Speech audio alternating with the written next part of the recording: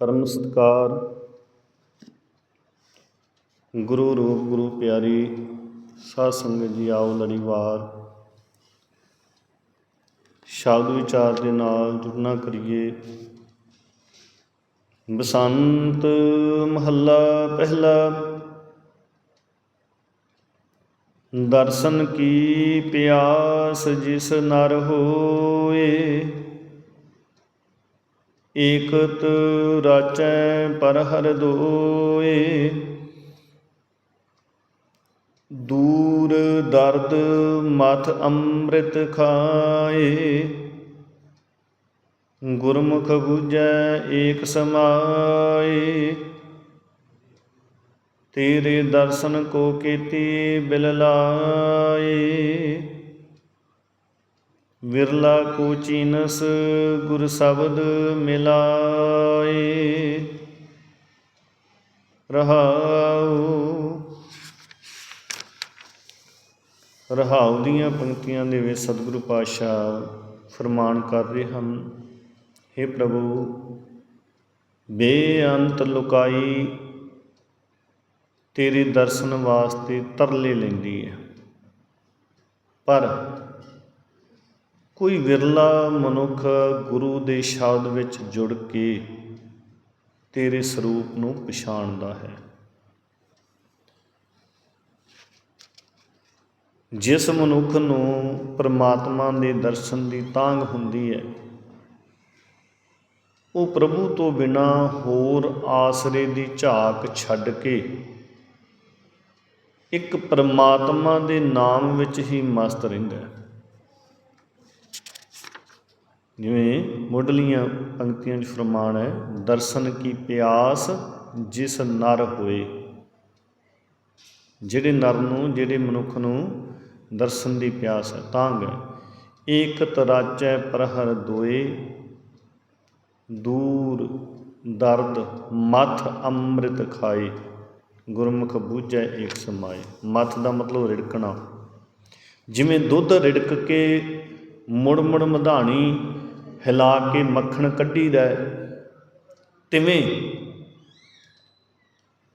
कहते वो मनुख मुड़ मुड़ सिमर के आत्मक जीवन देन वाला नाम रस चखदा है, ते उसका दुख कलेश ते दूर हो जाता है। गुरु की शरण पै के वो परमात्मा के सही स्वरूप नूं समझ लैंदा है, ते उस एक प्रभु के नाम दे विच लीन रहिंदा है। फिर अगे फरमान है रहाउ तो अगलियां पंक्तियां च, वेद वखान कहे एक कहिए, ओह बेअंत अंत किन लहीए। एको करता जिन जग कीया, बाज कला धर गगन धरिया। कहते वेद आदक धर्म पुस्तक भी व्याख्या करके यही आखते हैं कि एक उस परमात्मा नूं सिमरना चाहिए। कहते ये भी जिहड़े वेद आदक है, धार्मिक पुस्तक है, कहते वो भी यही आखते हैं भी एक उस परमात्मा नूं सिमरना चाहिए जो बेअंत है, ते जिस दा अंत किसी जीव ने नहीं लभा। वो एक आप ही आप करतार है, जिसने जगत रचिया, जिसने किसी जिसके सहारे तो बिना ही धरती ते आकाश नूं ठहराया होया। हुण कोई पिलर नहीं है, कोई सहारा नहीं ना, तां आकाश खड़ा ही है। तो ये उहदी अचरज खेड है ना परमात्मा की। ते धरती पानी के उत्ते ठल्ली है, नहीं तो नीच मकान दे पानी पै जाए उदों ही बह जाता। तो ये अचरज रील है ना उस आकाश परमेश्वर की काल पुरख की, भी बिना थम्मा तो आकाश खड़ा है, ਤੇ ਧਰਤੀ ਪਾਣੀ 'ਤੇ ਖੜੀ ਹੈ, ਧਰਤੀ ਹੇਠਾਂ ਪਾਣੀ ਹੈ। ਕਹਿੰਦੇ ਉਹਦੀ ਅਚਰਜ ਲੀਲਾ ਹੈ ਪਰਮੇਸ਼ਰ ਦੀ, ਤਾਂ ਹੀ ਉਹਦਾ ਕੋਈ ਅੰਤ ਨਹੀਂ ਪਾਇਆ ਜਾ ਸਕਦਾ। ਫਿਰ ਅੱਗੇ ਫਰਮਾਨ ਹੈ, ਏਕੋ ਗਿਆਨ ਧਿਆਨ ਧੁਨ ਬਾਣੀ, ਏਕ ਨਿਰਾਲਮ ਅਕਥ ਕਹਾਣੀ, ਏਕੋ ਸ਼ਬਦ ਸੱਚਾ ਨਿਸ਼ਾਨ, ਪੂਰੇ ਗੁਰ ਤੇ ਜਾਣੈ ਜਾਣ। ਕਹਿੰਦੇ ਸਿਆਣਾ ਮਨੁੱਖ ਪੂਰੇ ਗੁਰੂ ਪਾਸੋਂ ਸਮਝ ਲੈਂਦਾ ਹੈ ਕਿ ਪਰਮਾਤਮਾ ਦੀ ਸਿਫਤ ਸਲਾਹ ਦੀ ਲਗਨ ਹੀ ਅਸਲ ਗਿਆਨ ਹੈ। ਜਿਹੜਾ ਸਿਆਣਾ ਮਨੁੱਖ ਹੈ ਉਹ ਸਮਝ ਲੈਂਦਾ ਵੀ ਪਰਮਾਤਮਾ ਦੀ ਸਿਫਤ ਸਲਾਹ ਦੀ ਲਗਨ ਹੀ ਅਸਲ ਜਿਹੜਾ ਗਿਆਨ ਹੈ ਉਹ ਹੈ। ਅਤੇ ਅਸਲ ਧਿਆਨ ਜੋੜਨਾ ਹੈ ਇਹੀ, ਪਰਮਾਤਮਾ ਦੀ ਸਿਫਤ ਸਲਾਹ ਕਰਨੀ, ਇਸੇ ਨੂੰ ਅਸਲ ਧਿਆਨ ਕਹਿੰਦੇ ਹੈ। ਸੁਰਤ ਜੋੜਨੀ ਇਹ ਅਸਲ ਹੈ। ਕਹਿੰਦੇ ਇੱਕ ਪਰਮਾਤਮਾ ਹੀ ਐਸਾ ਹੈ ਜਿਸ ਨੂੰ ਕਿਸੇ ਸਹਾਰੇ ਦੀ ਲੋੜ ਨਹੀਂ ਹੈ। ਉਸ ਪਰਮਾਤਮਾ ਨੂੰ, ਅਕਾਲ ਪੁਰਖ ਪਰਮੇਸ਼ਰ ਨੂੰ ਕਿਸੇ ਵੀ ਸਹਾਰੇ ਦੀ ਲੋੜ ਨਹੀਂ ਹੈ। ਉਹਨੂੰ ਬਿਨਾਂ ਸਹਾਰੇ ਤੋਂ ਹੈ। ਇਸ ਕਰਕੇ ਕਹਿੰਦੇ ਉਸ ਅਕਥ ਪ੍ਰਭੂ ਦੀ ਸਿਫਤ ਸਲਾਹ ਕਰਨੀ ਚਾਹੀਦੀ, ਉਸ ਪਰਮੇਸ਼ਰ ਦੀ। ਉਸ ਦੀ ਸਿਫਤ ਸਲਾਹ ਦਾ ਸ਼ਬਦ ਹੀ ਮਨੁੱਖ ਦੇ ਪਾਸ ਇੱਕ ਜੀਵਨ ਪੰਧ ਵਿੱਚ ਸੱਚਾ ਪਰਵਾਨਾ ਹੈ। ਫਿਰ ਅੱਗੇ ਫਰਮਾਨ ਹੈ, ਏਕੋ ਧਰਮ ਦ੍ਰਿੜੇ ਸਭ ਕੋਈ, ਗੁਰਮਤਿ ਪੂਰਾ ਜੁਗ ਜੁਗ ਸੋਈ, ਅਨਹਦ ਰਾਤਾ ਏਕ ਲਿਵਤਾਰ, ਉਹ ਗੁਰਮੁਖ ਪਾਵੈ ਅਲਖ ਅਪਾਰ। ਕਹਿੰਦੇ ਜਿਹੜਾ ਕੋਈ ਮਨੁੱਖ ਆਪਣੇ ਹਿਰਦੇ ਵਿੱਚ ਇਹ ਨਿਸ਼ਚਾ ਬਿਠਾਉਂਦਾ ਹੈ, ਨਿਸ਼ਚਾ ਕਰ ਲੈਂਦਾ ਹੈ, ਭਰੋਸਾ ਕਰ ਲੈਂਦਾ ਹੈ ਕਿ ਸਦਾ ਥਿਰ ਪ੍ਰਭੂ ਦਾ ਨਾਮ ਸਿਮਰਨਾ ਹੀ ਇੱਕੋ ਇੱਕ ਠੀਕ ਧਰਮ ਹੈ,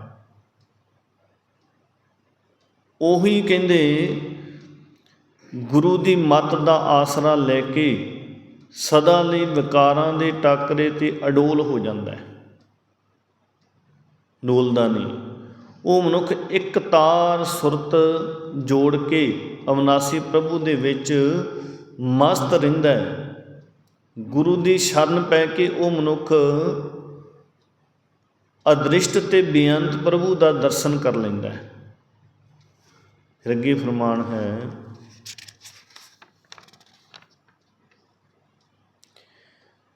ਏਕੋ ਤਖਤ ਏਕੋ ਪਾਤਸ਼ਾਹ, ਸਰਬੇ ਥਾਈ ਵੇ ਪ੍ਰਵਾਹ, ਤਿਸ ਕਾ ਕੀਆ ਤ੍ਰਿਭਵਨ ਸਾਰ, ਉਹ ਅਗਮ ਅਗੋਚਰ ਏਕੰਕਾਰ। ਜਿਹੜਾ ਮਨੁੱਖ ਗੁਰੂ ਦੇ ਸ਼ਬਦ ਵਿੱਚ ਜੁੜਦਾ ਹੈ ਉਸ ਨੂੰ ਯਕੀਨ ਬਣ ਜਾਂਦਾ ਹੈ ਕਿ ਸਾਰੇ ਜਗਤ ਦਾ ਮਾਲਕ ਪਰਮਾਤਮਾ ਹੀ ਸਦਾ ਥਿਰ ਇੱਕੋ ਇੱਕ ਪਾਤਸ਼ਾਹ ਹੈ, ਅਤੇ ਉਸ ਦਾ ਹੀ ਸਦਾ ਥਿਰ ਰਹਿਣ ਵਾਲਾ ਇੱਕੋ ਇੱਕ ਤਖਤ ਹੈ ਜੋ ਅਟੱਲ ਹੈ। ਉਹ ਪਾਤਸ਼ਾਹ ਸਭ ਥਾਵਾਂ ਵਿੱਚ ਵਿਆਪਕ ਹੈ, ਸਾਰੇ ਜਗਤ ਦੀ ਕਾਰ ਚਲਾਉਂਦਾ ਹੋਇਆ, ਸਾਰੇ ਜਗਤ ਨੂੰ ਭਾਵ ਚਲਾਉਂਦਾ ਹੋਇਆ ਵੀ ਕਹਿੰਦੇ ਉਹ ਸਦਾ ਬੇਫਿਕਰ ਰਹਿੰਦਾ ਹੈ, ਉਹਨੂੰ ਕੋਈ ਫਿਕਰ ਨਹੀਂ ਹੈ, ਬੇਫਿਕਰ ਹੈ ਉਹ।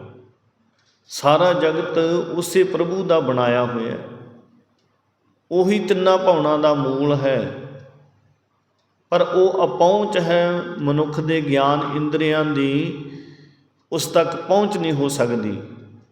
ਹਰ ਥਾਂ ਉਹ ਆਪ ਹੀ ਆਪ ਹੈ। ਅੱਗੇ ਫਰਮਾਨ ਹੈ, ਏਕਾ ਮੂਰਤ ਸਾਚਾ ਨਾਉ, ਤਿਥੈ ਨਿਬੜੈ ਸਾਚ ਨਿਆਉ। ਸਾਚੀ ਕਰਨੀ ਪਤ ਪਰਵਾਣ, ਸਾਚੀ ਦਰਗਹਿ ਪਾਵੈ ਮਾਨ। ਕਹਿੰਦੇ ਇਹ ਸਾਰਾ ਸੰਸਾਰ ਉਸੇ ਇੱਕ ਪਰਮਾਤਮਾ ਦਾ ਸਰੂਪ ਹੈ, ਅਕਾਲ ਪੁਰਖ ਦਾ। ਉਸ ਦਾ ਨਾਮ ਸਦਾ ਥਿਰ ਰਹਿਣ ਵਾਲਾ ਹੈ। ਉਸ ਦੀ ਦਰਗਾਹ ਵਿੱਚ ਸਦਾ ਸਦਾ ਥਿਰ ਨਿਆਂ ਹੀ ਚੱਲਦਾ ਹੈ, ਉੱਥੇ ਨਿਆਂ ਹੀ ਹੁੰਦਾ ਹੈ। ਜਿਸ ਮਨੁੱਖ ਨੇ ਸਦਾ ਥਿਰ ਪ੍ਰਭੂ ਦੀ ਸਿਫਤ ਸਲਾਹ ਨੂੰ ਆਪਣਾ ਕਰਤੱਵ ਬਣਾਇਆ ਹੈ, ਉਸ ਨੂੰ ਸੱਚੀ ਦਰਗਾਹ ਦੇ ਵਿੱਚ ਇੱਜ਼ਤ ਮਿਲਦੀ ਹੈ, ਮਾਣ ਮਿਲਦਾ, ਸਤਿਕਾਰ ਮਿਲਦਾ, ਦਰਗਾਹ ਦੇ ਵਿੱਚੋਂ ਕਬੂਲ ਹੁੰਦਾ ਹੈ। ਫਿਰ ਅੱਗੇ ਫਰਮਾਨ ਹੈ,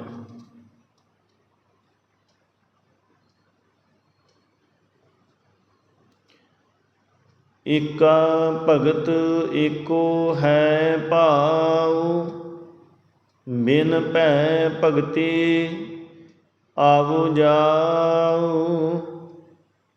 ਗੁਰ ਤੇ ਸਮਝ ਰਹਿ ਮਹਿਮਾਨ, ਹਰ ਰਸ ਰਾਤਾ ਜਨ ਪਰਵਾਨ।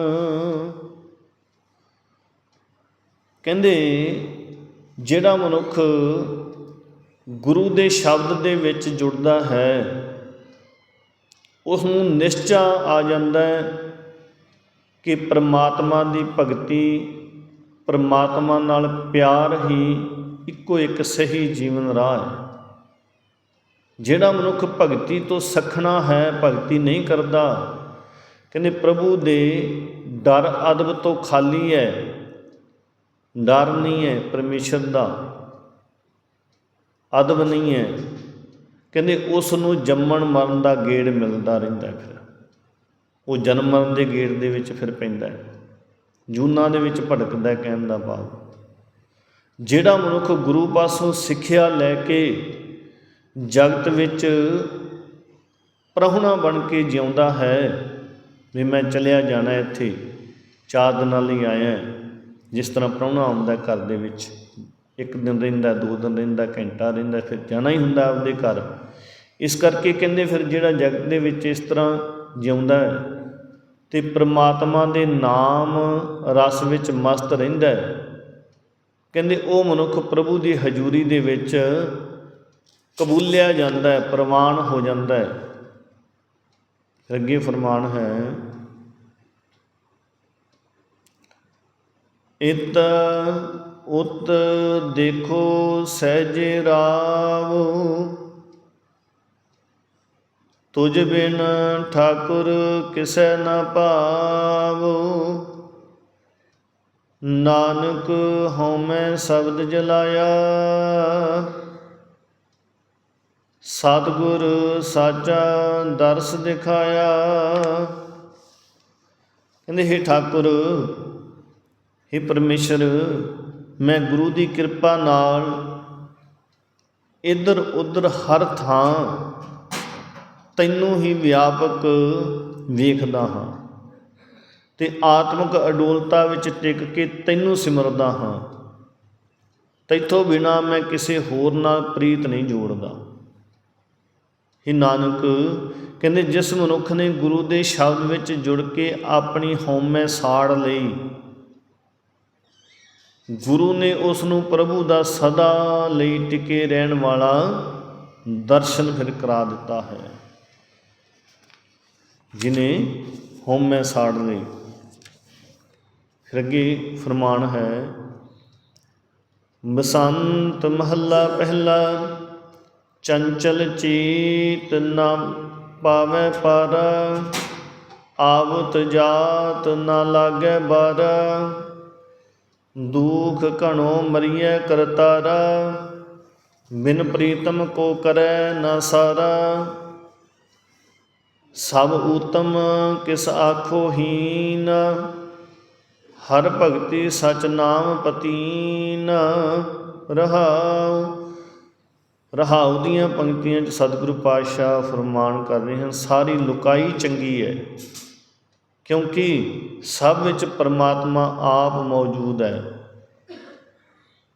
ਸਭ ਉੱਤਮ ਕਿਸ ਆਖੋਂ ਹੀਨਾ, ਮੈਂ ਕਿਸੇ ਨੂੰ ਮਾੜਾ ਨਹੀਂ ਆ ਸਕਦਾ, ਕਿਸੇ ਨੂੰ ਹੀਨਾ ਨਹੀਂ ਆਖ ਸਕਦਾ, ਮਾੜਾ ਨਹੀਂ ਆਖ ਸਕਦਾ, ਕਿਉਂਕਿ ਸਭ ਦੇ ਵਿੱਚ ਪਰਮਾਤਮਾ ਹੈ। ਪਰ ਅਸਲ ਵਿੱਚ ਕਹਿੰਦੇ ਉਹੀ ਮਨੁੱਖ ਚੰਗਿਆਈ ਪ੍ਰਾਪਤ ਕਰਦਾ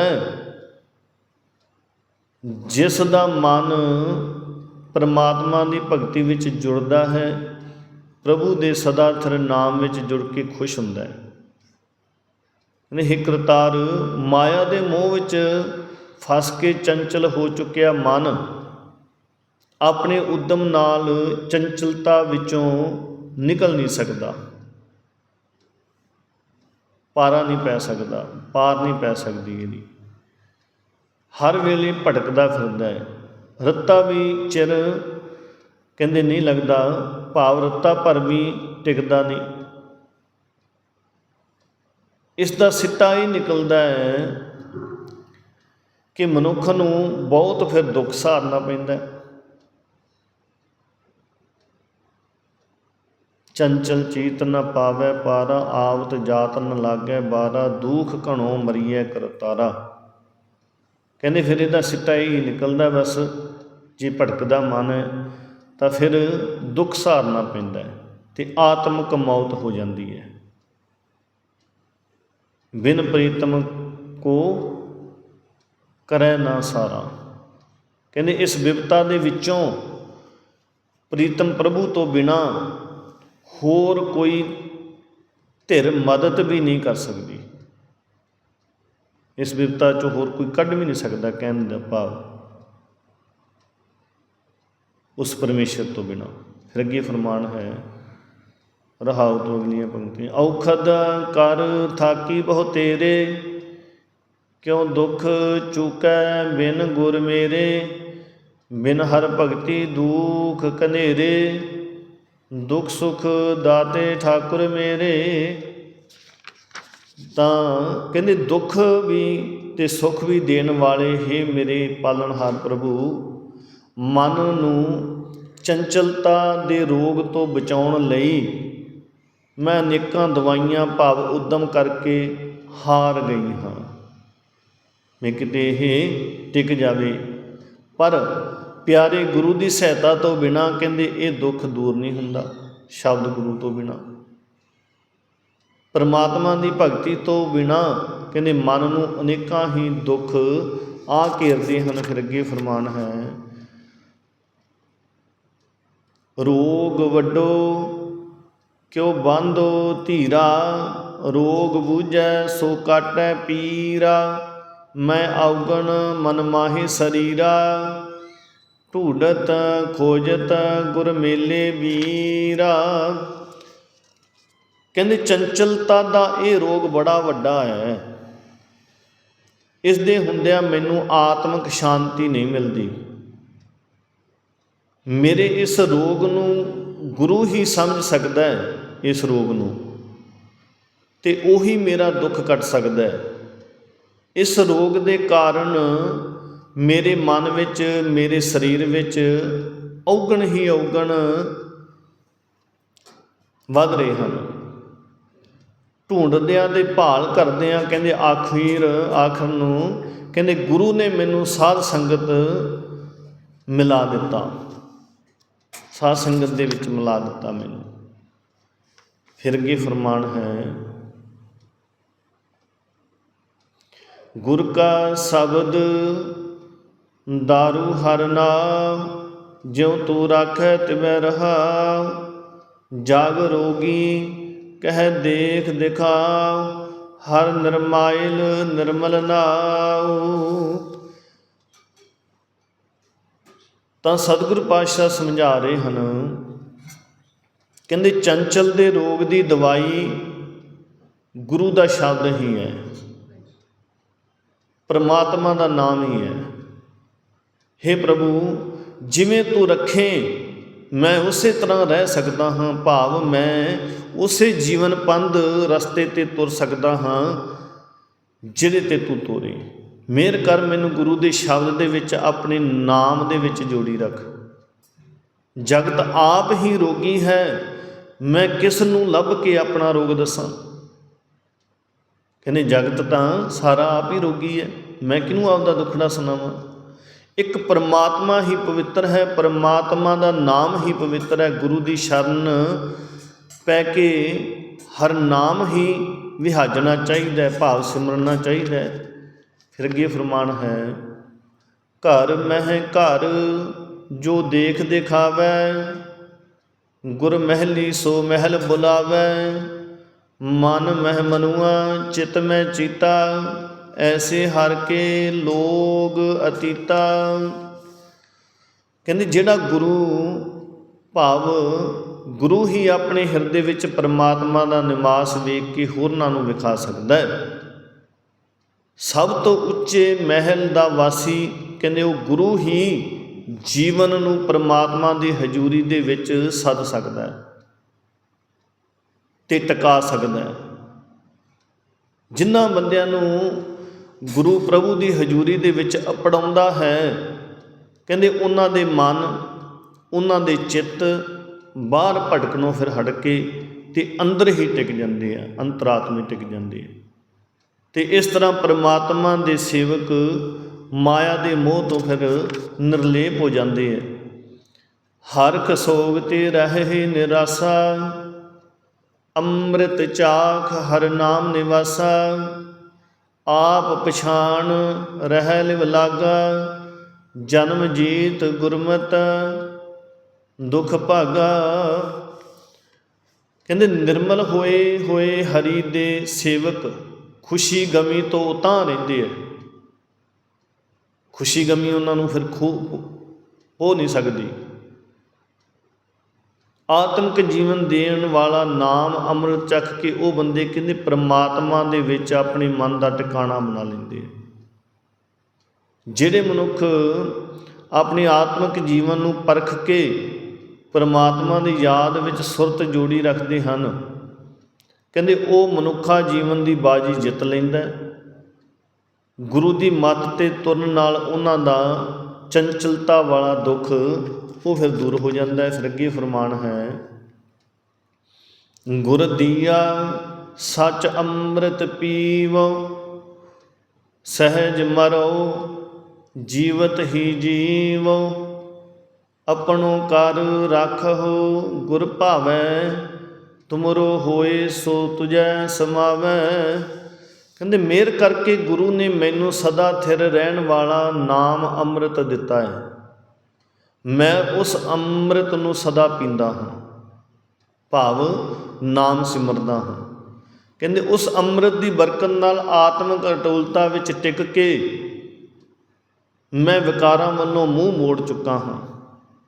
ਵਿਕਾਰ ਮੈਨੂੰ ਪੋਹ ਨਹੀਂ ਸਕਦੇ। ਦੁਨੀਆ ਦੇ ਕਾਰ ਵਿਹਾਰ ਕਰਦਿਆਂ ਹੀ ਮੇਰੇ ਅੰਦਰ ਆਤਮਿਕ ਜੀਵਨ ਪੈਦਾ ਹੋ ਰਿਹਾ ਹੈ। ਜੇ ਗੁਰੂ ਮਿਹਰ ਕਰੇ, ਭਾਵ ਗੁਰੂ ਦੀ ਮਿਹਰ ਨਾਲ ਹੀ ਕਹਿੰਦੇ ਮੈਂ ਅਰਦਾਸ ਕਰਦਾ ਹਾਂ ਤੇ ਆਖਦਾ ਹਾਂ, ਹੇ ਪ੍ਰਭੂ ਮੈਨੂੰ ਆਪਣਾ ਸੇਵਕ ਬਣਾ ਕੇ ਆਪਣੇ ਚਰਨਾਂ ਦੇ ਵਿੱਚ ਰੱਖ। ਜਿਹੜਾ ਬੰਦਾ ਤੇਰਾ ਸੇਵਕ ਬਣ ਜਾਂਦਾ ਹੈ, ਕਹਿੰਦੇ ਉਹ ਤੇਰੇ ਵਿੱਚ ਹੀ ਲੀਨ ਹੋ ਜਾਂਦਾ ਹੈ। ਫਿਰ ਅੱਗੇ ਫਰਮਾਨ ਹੈ, ਭੋਗੀ ਕੋ ਦੁਖ ਰੋਗ ਵਿਆਪੈ, ਘਟ ਘਟ ਰਵ ਰਹਿਆ ਪ੍ਰਭ ਜਾਪੈ। ਸੁਖ ਦੁਖ ਹੀ ਤੇ ਗੁਰ ਸ਼ਬਦ ਅਤੀਤਾ, ਨਾਨਕ ਰਾਮ ਰਵੈ ਹਿਤ ਚੀਤਾ। ਜਿਹੜਾ ਮਨੁੱਖ ਦੁਨੀਆ ਦੇ ਪਦਾਰਥਾਂ ਦੇ ਭੋਗਣ ਵਿੱਚ ਹੀ ਮਸਤ ਰਹਿੰਦਾ, ਖਾਣ ਪੀਣ ਪਹਿਨਣ ਐਸ਼ੋ ਰਾਮਾਂ ਦੇ ਵਿੱਚ ਹੀ ਰਹਿੰਦਾ, ਦੁਨੀਆ ਦੇ ਪਦਾਰਥਾਂ ਦੇ ਵਿੱਚ ਹੀ ਮਸਤ ਰਹਿੰਦਾ, ਕਹਿੰਦੇ ਉਸ ਨੂੰ ਰੋਗਾਂ ਦਾ ਦੁੱਖ ਆ ਦਬਾਉਂਦਾ ਹੈ।